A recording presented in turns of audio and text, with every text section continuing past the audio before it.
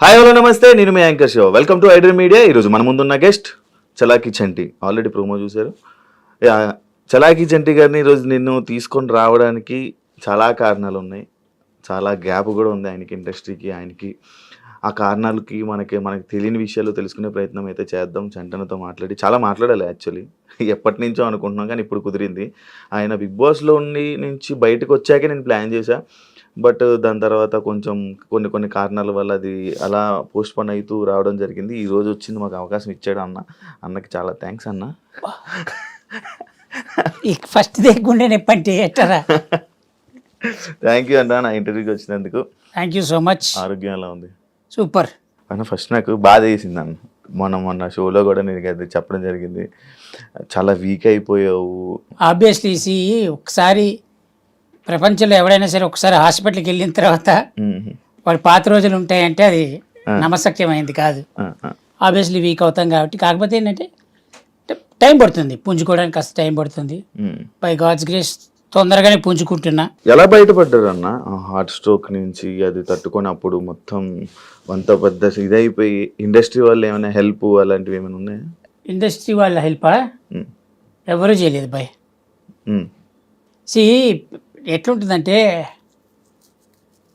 ఎవరైనా పలకరింపు వరకు బాగుంటుంది, పలకరింపు దాటి ఇంకోటి ఉంటుంది ప్రాసెస్.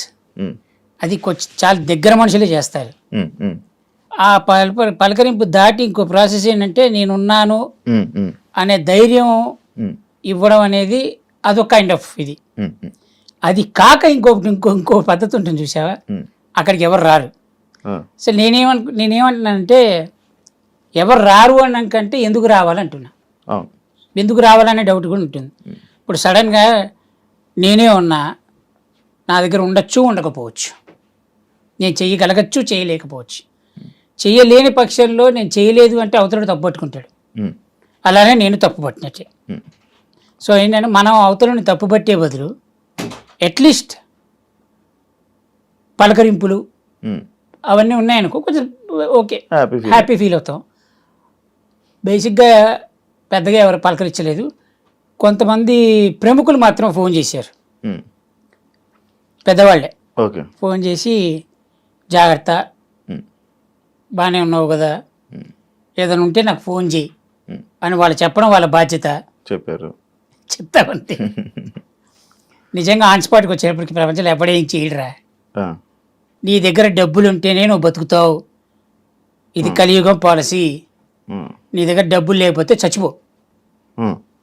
State policy. పెద్ద స్టేట్మెంట్, చాలా పెద్ద స్టేట్మెంట్ ఇస్తున్నా. సంపాదించే ఓపికన్నంతసేపు సంపాదించుకో, నీకుగా నీకేదైనా హడలు వస్తుందేమో చెప్పలేనని దాచిపెట్టుకో. అంతేగాని మన దగ్గర డబ్బులు లేనప్పుడు ఎవడో వచ్చి మనకు హెల్ప్ చేస్తాడనేది పచ్చి అబద్ధం. బాగున్నంత వరకే బాగున్నావా అని అడగడం, బాగాలేనప్పుడు బాగున్నావా అని అడిగేవాడు ఉండడు. ఇండస్ట్రీలో మన జనాలకి బయట నుంచి జనాలను చూస్తే వాళ్ళకి ఏమనిపిస్తుంది, ఈడిగేంట్రా ఇండస్ట్రీలో సినిమాల్లో పనిచేస్తున్నాడు బాగానే వస్తాయిలే అనుకుంటాడు. కానీ వాడికి తెలియదు మనకి ఎంత వస్తున్నాయి అనేది. ఎంత చెట్టుకి అంత గాలి. ఇప్పుడు మనం చెప్తామా ఏంటి, రోజుకి 5,000 తీసుకుంటున్నామని చెప్పం. 15,000 వచ్చినప్పుడు చెప్పామా, 30,000 వచ్చినప్పుడు చెప్పామా. సో ఎవడు మనకి అవతల నుంచి చూసేవాడు ఏమనుకుంటాడంటే వీడికి ఎన్ని లక్షలు వస్తున్నాయి అనుకుంటాడు. కానీ ఆబ్వియస్లీ మనం ఆ మెయింటైన్ చేయకపోతే మనం రేపొద్దున ఇంకోటి పిలవడు. ఆడు పిలవాలంటే మనం మెయింటైన్ చేయాలి. ఈ మెయింటైన్ కోసం మనం ఎన్ని కడుపు కొట్టిన రాత్రులు ఉంటాయి, తిని తినక. ఎందుకంటే ఇప్పుడు ఖర్చు అయిపోతే మళ్ళీ రేపొద్దునెట్ట. ఇప్పుడు ఏంటంటే జీన్స్ బాగాలేకపోతే చిరిగిపోయిన జీన్స్కి వెళ్తే టోన్ జీన్స్ అంటారు చూసావా, అది స్టైలిష్. కానీ ఆ టోన్ జీన్స్కి ఈ టోన్ జీన్స్ ఎందుకు వేసాడు అనేది తెలియదు. స్టైలిష్ కోసం మనం చింపుకుంటున్నాం, కానీ ఆ చింపుకునే దాని వెనక పెద్ద స్టోరీ ఉంటుంది, అది ప్రపంచంలో ఎప్పుడు చెప్పడు. అలానే ప్రతి ఆర్టిస్ట్ లైఫ్ ఏంటంటే గాజు వెనక బొమ్మ. వాడు ఎంత అందంగా తయారైతే కింద నుంచి వెళ్ళేవాడు చూసి భలే ఉన్నాడు అంటారు. కానీ ఆ గాజు ముందు ఆ జనాలు చూడడానికి ఈ బొమ్మ దగ్గరికి రావడానికి వెనక ఎన్ని బొమ్మలు వేసుకున్నాడనేది వీడికి మాత్రమే తెలుసు. అన్న నీకు చాలా మంది ఫ్రెండ్స్ కదా, పెద్ద బ్యాగ్, చాలా ఎక్కువ మంది, నాకు ఎక్కువ సర్కిల్ ఎక్కువ. ఆ సర్కిల్లో ఎవరు చూడలేదా పోనీ? ఏమని లైక్ ఇలా అన్నకు మనం తోడుండాలి, అన్నకి ఏదో ఒకటి చెయ్యాలి అని. అదేంటున్నారా మనం ఎక్స్పెక్ట్ చేయకూడదు ఫస్ట్ థింగ్. ఆ టైంకి వచ్చినోడు మనకి హెల్ప్ చేసినోడు చాలా గుడ్ పర్సన్. మనతో పాటు ఉండేవాడు బెస్ట్ ఫ్రెండ్. బెస్ట్ ఫ్రెండ్ అయినా హెల్ప్ చేసేవాడైనా ఏదైనా financially no one will help. డబ్బుతోటి ఎవడు నీకు హెల్ప్ చెయ్యడు. ఇది పక్కా రూల్ ఇది. ఎందుకంటే వాడి దగ్గర ఉండొచ్చు ఉండకపోవచ్చు, మనం కంప్లైంట్ చేయడానికి లేదు వాడిని. మన దగ్గర డబ్బులు ఉంటేనే, నేనేమంటానంటే ఆ డబ్బు ఉంటే బతుకు, డబ్బు లేకపోతే చచ్చిపో. అంటే ఇవన్నీ బయట జనాలు మాట్లాడే మాటలుంటాయి, కొన్ని పతివ్రత మాటలంటారు. మనం ప్రేమిస్తే చాలు, ప్రేమ వెనక్కి వస్తుంది, రెస్పెక్ట్ ఇస్తే అవతలోడు మనకు రెస్పెక్ట్ ఇస్తాడు. ఇవన్నీ మన లాంగ్వేజ్లో అద్భుతమైన కబుర్లు అంటారు. అయ్యే మాటలు. ప్రతి వాడు నీ చుట్టూ తిరిగే వాడు ఎవడైనా సరే నువ్వు బాగుంటేనే నీ చుట్టూ ఉంటారు, నువ్వు బాగాలేకపోతే ఎవరు ఉండరు. నీ ఇంట్లో పెంచుకునే కుక్కతో సహా రోజు దానికి చికెన్ మటన్ పెడితే నువ్వు డోర్ దిగగానే పరిగెత్తుకొచ్చి మీదెక్కుతుంది. ఒక 2 నెలలు పెట్టకు, డోర్ తీస్తే మూల కూర్చొని ఉంటుంది రా, అది వచ్చాడు బొక్కేయడని తిరుగుతుంది. అయిపోయింది, సింపుల్. అరే నీ కళ్ళ ముందు పెరిగింది అది కుక్క, నువ్వే పెంచావు దాన్ని, అదే పట్టించుకోదు. ఇక మిగతా వాళ్ళు మనం ఎక్స్పెక్ట్ చేయడం తప్పు, మనదే తప్పు అంట. మనదే తప్పు. మనిషిని ఎక్కువగా ప్రేమించడం మనదే తప్పు. అతిగా వాడి మీద ఆశ పెంచుకోవడం అదే తప్పు. అది ఎవరైనా సరే ప్రపంచంలో ఈ బెస్ట్ ఫ్రెండు వీళ్ళు లేకపోతే నా జీవితం లేదు, ఇవన్నీ కష్టం రా, అంతే. జరగవు అవి, కలికాలంలో అసలు జరగవు. ఇంతకు ముందు ఉన్న 3 కాలాలు బ్రహ్మాండంగా జరిగాయేమో. 4 పాదాల మీద న్యాయం నడిచింది, 2 పాదాలకు వచ్చింది, 3 పాదాల మీద గుర్రం పరిగెత్తింది, అన్నీ బాగుంటాయి. ఈ కలియుగంలో అది జరగదు. కలియుగం is only depends upon money. If you have money you live, if you don't have money please go head. అది హెల్లా బెల్లా వెల్లా అనేది. అన్న నువ్వు హాస్పిటల్లో ఉన్నప్పుడు కొన్ని యూట్యూబ్ ఛానళ్ళు కానీ కొన్ని ఛానల్స్ కానీ నీ మీద చాలా చెత్తగా, చాలా తప్పుడు రాతలు, కొన్ని అతి మించి రాతలు రాయడం జరిగింది. బయటకు వచ్చాక మీరు చూసి దాని మీద ఎప్పుడైనా రియాక్ట్ అవ్వాలి కానీ దాని గురించి మాట్లాడాలి కానీ నీకు ఏమైనా అనిపించిందా? అనిపించలేదా? ఎందుకన్నా? థ్యాంక్స్ చెప్పాలనిపించింది నాకు ఒక్కటి, కానీ చెప్పలేకపోయాను ఎవరికి. అందరు యూట్యూబ్ ఛానల్కి థ్యాంక్స్. ఎందుకన్నా థ్యాంక్స్? కనీసం రాశారు కదా.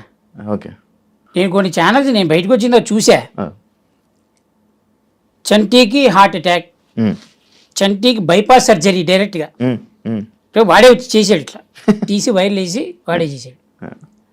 మనకి ఇక చంటీ లేడా ఇవన్నీ రాశారు బాగానే. ఎవరో బాగా తెలిసిన నీలాంటి ప్రముఖులు కొంతమంది పరిచయం ఉన్నవాళ్ళు కొంచెం డీటెయిల్డ్ మ్యాటర్ రాశారు. ఆబ్వియస్లీ వాడు ఎందుకు రాశాడు అంటే వాడి క్లిక్స్కి వాడికి కావాలి, లేదా వాడి ఛానల్ ఎందుకు చూస్తారు? రేటింగ్ కోసం. ఆ క్లిక్ కొట్టడానికి కదా వాడు పెట్టుకుంది. నేను అలా అయినా వాడికి ఉపయోగపడ్డాడు కదా, నేను అలా అయినా వాడికి ఉపయోగపడ్డాక thank you for recognizing me. నేను ఒక హాస్పిటల్లో పడ్డాను అనే విషయం జనాలకు చెప్పారు కదా, thank you so much. Chalaki చంటన్ లైఫ్ అయిపోయింది అని కొన్ని ప్రచారాలు చేశారు కొంతమంది. ఎస్, వాళ్ళకి ఇచ్చే మీరు స్టేట్మెంట్? చలాకీ చంటి లైఫ్ అయిపోయింది అనడం కంటే బాగా తెలిసినోడు ఏమంటాడంటే గ్యాప్ ఇచ్చావేంటి అంటాడు. మన వాళ్ళుగా, ఎందుకంటే ఇండస్ట్రీ గురించి బాగా తెలుసు. కానీ గ్యాప్ ఇచ్చానా గ్యాప్ ఇచ్చారా అనేది తెలియదు. రైట్, భగవంతుడు సాక్షిగా చెప్తున్నా, నేను తినే తిండి సాక్షిగా, నా ఒంటి మీద ఉండే వస్త్రం మీద ఒట్టేసి చెప్తున్నా. నా ఒంటి మీద ఉండే వస్త్రం అనే పదం ఎందుకు మాట్లాడానంటే చూసే ఆడియన్స్లో కొంతమందికి మాత్రమే అర్థమవుతుంది వస్త్రం అనే పదం ఎందుకు వాడాను. ఓకే, వస్త్రం మీద ఒట్టేసి చెప్తున్నా, నాకు ఈగో ఉందని, నేను షూటింగ్కి వస్తే కొన్ని అడుగుతానని, నా గురించి బ్యాడ్ ప్రొపగాండా చేశారు, నాకు సంబంధం లేని విషయాల్లో నన్ను ఇరికిచ్చి, నా కెరియర్లో జరగాల్సిన కొన్ని సంఘటనల్ని ఆపేసి, అలా చేసిన ప్రతివాడు నా వస్త్రం మీద ఒట్టేసి చెప్తున్నా, ఉమ్, ఇంతవరకు ప్రపంచంలో నేను ఎప్పుడు ఎవరికీ చెప్పలేదు, సర్వనాశనం అయిపోతారు ఆ కొడుకులు. ఉమ్, ఆడెవడైనా సరే నేల నాకేస్తారు. ఉమ్, ఇది నా శాపం. ఉమ్, ఇది కడుపు మంటతో చెప్తున్న శాపం ఇది. ఓకే. నాకు ఇగో ఉంది, నేను కొన్ని అడుగుతాను, ఇవన్నీ ప్రొపగాండా చేసి నాకు జరగాల్సినవన్నీ కొన్ని జరగాల్సిన సమయాల్లో ఆగిపోవడానికి, అది ప్రత్యక్షంగా కానీ పరోక్షంగా కానీ అలా ఆపడానికి కారణమైన ప్రతి ఒక్కడు ఉమ్, సర్వనాశనం అయిపోవాలని నేను భగవంతుని రోజుకి 100 సార్లు కోరుకుంటాను.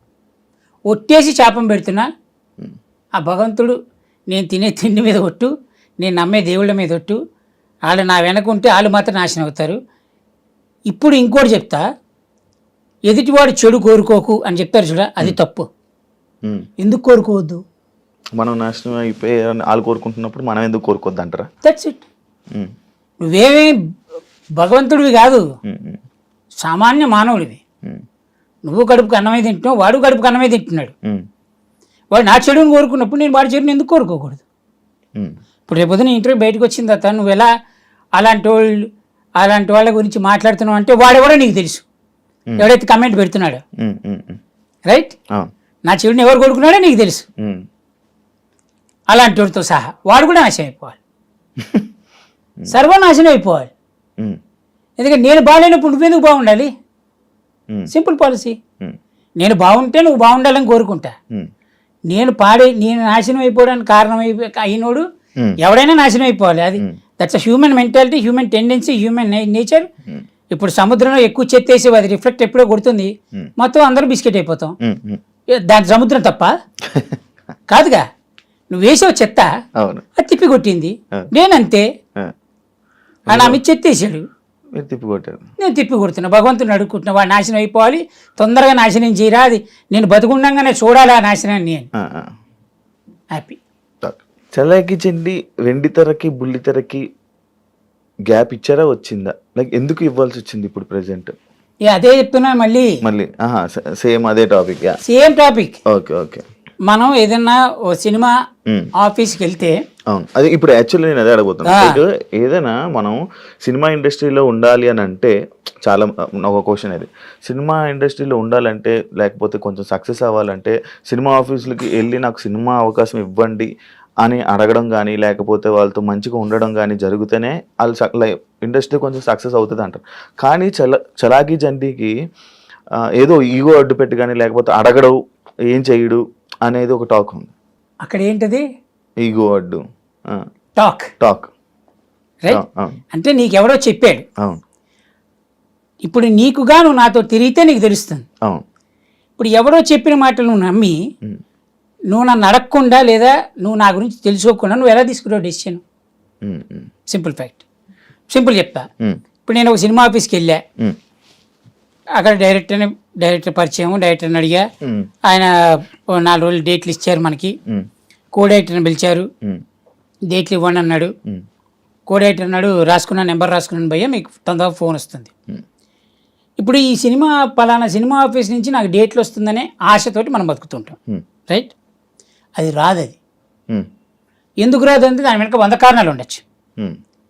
ఎలా అంటే, ఆ కో డైరెక్టర్కి నేను పడకపోవచ్చు, లేదా ఇప్పుడు నేనేమంటానంటే నాకు ఈగో అనే టైప్ ఆలోచిస్తే, ఆబ్వియస్లీ ఒక ఆర్టిస్ట్ అనేవాడు తలుపు తీయంగానే ఇట్లా వంగొని రాలేడు కదా. ఇప్పుడు ఆ వంగొని రాకపోవడం కోడైరెక్టర్ నచ్చకపోవచ్చు. నేను కోడైరెక్టర్ అనట్లే, జనరల్గా చుట్టుపక్కల మనిషి, దానిలో ఎవడో ఒకడికి నచ్చకపోవచ్చు. దరిద్రానికి మన టైం స్లాట్ వాడి చేతిలోనే ఉండొచ్చు.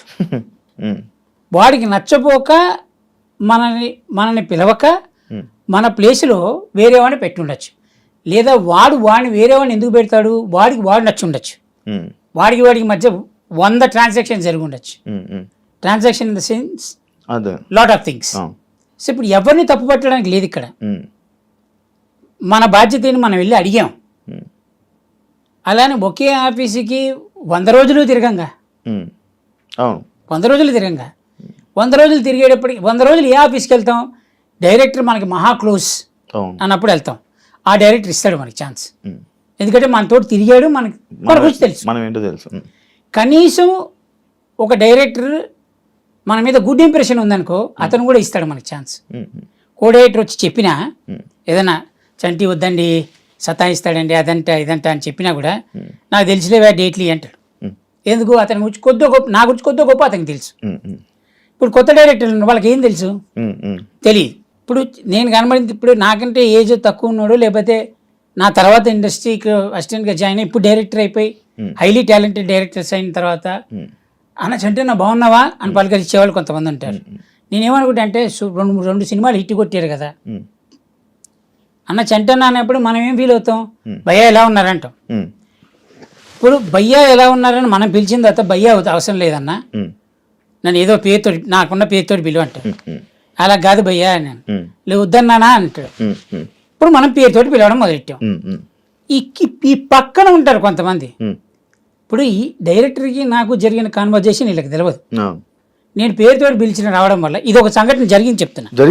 జరిగింది నేను పేరుతో పిలవడం వల్ల ఈ పక్కన టీం హర్ట్ అయిందంట, అందుకని క్యారెక్టర్ తీసేశారు. ఇంకా గొప్ప విషయం చెప్తా, ఒక డైరెక్టర్ ఒక సినిమాలో కమిట్ అయిన తర్వాత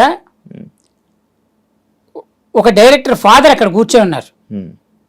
ఇప్పుడు అతను బోర్డు వేసుకోలేదుగా నేను డైరెక్టర్ ఫాదర్ని అని. మనం వెళ్ళాము నార్మల్గానే ఉన్నాం, ఆ పక్కన నుంచి ఉన్నాం. మనం ఆయన సిగరెట్ తాగుతున్నాడు, నేను సిగరెట్ తాగుతున్నాను. ఇప్పుడు ఆయన డైరెక్టర్ ఫాదర్ అని మనం తెలిస్తే మనం రెస్పెక్ట్ ఇచ్చి అయ్యో సారీ అంకుల్ అని మనం అటు వెళ్ళిపోతాం, లేదా అసలు అటు సైడే వెళ్ళాం. నా పక్కన నుంచి సిగరెట్ తాగి ఈడేం ఆర్టిస్ట్ అని క్యారెక్టర్ని తీసేస్తాడు ఎవడైనా. జరిగింది పెద్ద సినిమా ఇది పెద్ద. ఇలా చాలా జరిగాయి, నా ఒక్కడికి కాదు ప్రతి ఆర్టిస్ట్కి జరుగుతాయి. ఇంకా ఏంటంటే భజన కొట్టినంతసేపు నువ్వు ఎన్ని లంగా లఫూట్ పనులు చేసినా యు ఆర్ గ్రేట్. భజన కొట్టకపోయి నువ్వు ఒక్క మంచి పని చేసినా అది వాడికి నచ్చలేదు అనుకోరా, నీ అంత గలీజ్గా ఇంకోలేడు. ఇది ఆర్టిస్ట్ లైఫ్. ఓకే, మూడోది ఏంటంటే అసలు నువ్వు ఎలా ఉండాలంటే ఇక మీరే దిక్కబ్బా, ఇక మీ వల్లే పుట్టుక నాది, నా జీవితం మీ వల్ల నడుస్తుంది అంతే. ఇక అసలు నేను నేల వేస్ట్ నీ నేల. మీరు నన్ను వజ్రంగా తయారు ఈ సినిమాతోటి డైరెక్ట్గా ఈ సినిమాలో క్యారెక్టర్ మీరు ఇవ్వడం వల్లే డైరెక్ట్ నంది ఆస్కర్కి వెళ్ళిపోతాను అన్నట్టుగా డైరెక్టర్తో బిహేవ్ చేయాలి, అప్పుడు నీకు ఒక అద్భుతమైన క్యారెక్టర్ పడుతుంది. అంటే ఇప్పుడు ఇండస్ట్రీలో టాలెంట్ని చూసేవారా ఆర్టిస్టులకి అవకాశాలు చూసి ఇవ్వరా అనే క్వశ్చన్ తప్పు అంటున్నా. ఇప్పుడు బ్రహ్మానందం గారు చెప్పినట్టు ఆయనకంటే సీనియర్ ఆర్టిస్టులు ఉన్నారు, వాళ్ళు వెళ్ళిపోయే టైంకి ఆయన వచ్చారు. ఆయన తర్వాత చాలామంది ఉన్నారు ఆర్టిస్టులు. ఈయన రన్నింగ్లో ఉన్నారు కాబట్టి ఈయన గ్యాప్ ఇచ్చినప్పుడు కొంతమంది ఆర్టిస్టులు హైలైట్ అయిపోయారు, రైట్. మళ్ళీ ఆయన ఫామ్లోకి వచ్చారు, మళ్ళీ నడుస్తుంది. అట్లంటే పాత నీరు పోయి కొత్త నీరు వస్తూ ఉంటుంది. ఇప్పుడు నేను పాతోడు అనట్లే, నేను ఇండస్ట్రీకి వచ్చి 15 ఏళ్ళు అయింది, దాంట్లో తిప్పి కొడితే 6 ఏళ్ళు పనిచేసి ఉంటాయి ఇండస్ట్రీలో ఆర్టిస్ట్గా, అంతే. మిగతా అంతా జబర్దస్తే. సో ఇప్పుడు ఏమైందంటే మనం మనని చూసే, ఇప్పుడు అందరూ నన్ను చంటన్నా అని పిలిస్తే అది ప్రేమ, వాడికి నా మీద ఉన్న ప్రేమ. చంటన్నా అని పిలవడం వాడి బాధ్యత. వాడు ఏం ఫీల్ అవుతున్నాడు, వాడికంటే నేను పెద్దోడిని, నేను ఎరా అబ్బాయి ఎలా ఉన్నావు అని పిలుస్తా, నాకంటే చిన్నోడైతే. నాకంటే పెద్దోడు నేను ఎరా అని ఎలా పిలుస్తా కదా.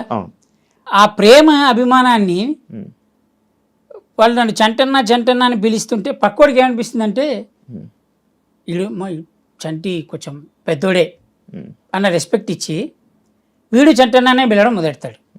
అలా ఇప్పుడు అతను చంటన్నా అని పిలిచి ఇతను చంటన్నా అని పిలిచి ఇతను చంటన్నా అని పిలిస్తే అందరూ నన్ను చంటన్నా అని ఎలా పిలుస్తున్నారో అలానే ఒకడు వెళ్ళి ఒక ఆఫీస్లో చంటి టైంకి రాడంట కదా, చంటికి ఈగో ఉందంట కదా అనేది ఒకటి ప్రాసెస్ పెడితే వాడి కిందోడు వీడిని సపోర్ట్ చేయాలి, ఎందుకంటే తప్పదు. వీడు చెప్పిన మాట సై అనాలి. ఈ సై అనే మాటకి ఉమ్, అంట కదా అన్న వ్యక్తి నాతోటి పనిచేయలే, ఉమ్. ఈ పక్కన సై అంటున్న మాటోడు నాతోటి పనిచేయలే. పనిచేయదు. పోనీ నాకు క్యారెక్టర్ ఇద్దామనుకున్న డైరెక్టర్ ఉన్నాడు చూసావా, అతనికి నా గురించి తెలియదు. ఉమ్, వీళ్ళు ముగ్గురు చెప్పడం వల్ల ఉమ్. ఆ డైరెక్టర్ ఇవ్వాలనే ఇది కూడా పోయిందిగా. అవును. అలా ఎన్ని సినిమాలు పోయి ఉంటాయి నాకు. అందుకే నన్ను ఇండస్ట్రీ ఆపేసి జబర్దస్త్కి మళ్ళీ వెళ్ళడానికి కారణం అంటే ఒకనొక టైంలో ఇలా నడుస్తుంది, సినిమాల్లోకి వెళ్ళావు, మంచి నడుస్తుంది, సడన్గా సినిమాలు ఆపేసి మళ్ళీ జబర్దస్త్ వైపు తిరిగావు. అదే చెప్తున్నా. ఇప్పుడు ఆఫీస్కి వెళ్తాం అబ్బాయి, అడగడం మన బాధ్యత, లిటరల్గా అడుక్కోవడం మన బాధ్యత. ఉమ్, అడిగాము, ఇస్తాను అని వాళ్ళు చెప్పంగానే మనం జబర్దస్త్ మానేసి ఉమ్, లేదంటే డైలీ నడిచే రొటీన్ ఉమ్, ఉమ్, వచ్చే ఖర్చులు మానేసుకొని ఇంట్లో కూర్చోలేంగా. ఉమ్, ఉమ్. ఉం? అవును. ఇప్పుడు అది నడుస్తోంది కాబట్టి కొంచెం జనాల్లో కనబడుతున్నాం కాబట్టి ఉమ్, మనం ఇంకా గుర్తుపెట్టుకుంటారు. ఉమ్, ఉమ్. ఆ చనువుతోటి మనం ఆఫీస్కి వెళ్ళగలుగుతున్నాం. అవును. ఇప్పుడు అది లేక ఈ సినిమాలే వస్తున్నాయని కూర్చుంటే ఉమ్, ఈ సినిమా రాకపోతే అలా రాలేదుగా. అవును. అవును. అందరూ ఏమనుకుంటారు, జబర్దస్త్ నడుస్తాం కదా బాగానే సంపాదించుకుంటున్నాడు అంటారు. కానీ జబర్దస్త్లో ఎంత సంపాదిస్తున్నాడు అనేది టీం లీడర్లకి మాత్రమే తెలుసు. ఆ, వాడికి వచ్చే పేమెంట్ ఎంత, వాడు ఇచ్చే పేమెంట్ ఎంత. ఆ, చూసేవాడు ఏమనుకుంటాడు, ఏంటి కారులో తిరుగుతున్నారు అనుకుంటారు. కానీ కారు కొనడం చాలా ఈజీ, ఈజీ. ఈఎంఐలు కట్టద్దు. ఆ, ఇల్లు కొనడం చాలా ఈజీ. ఉమ్, అంతేగాని ఇప్పుడు ఆ జబర్దస్త్ వస్తుంది కదా అని చెప్పి లైఫ్ని రోడ్డు అలానే బండి మీద వెళ్తూ బతకలేంగా. ఉమ్.